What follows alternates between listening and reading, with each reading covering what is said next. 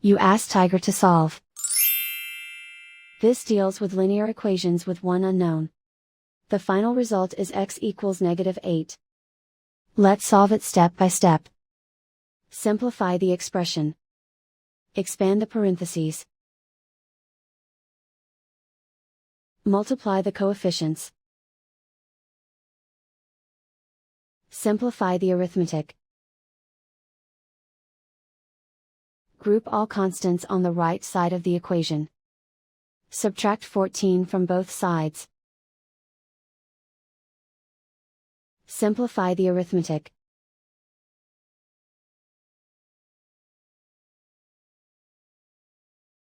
Isolate the x.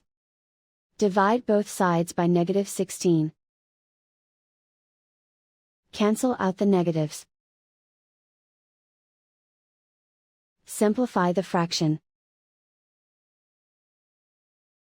Move the negative sign from the denominator to the numerator. Find the greatest common factor of the numerator and denominator.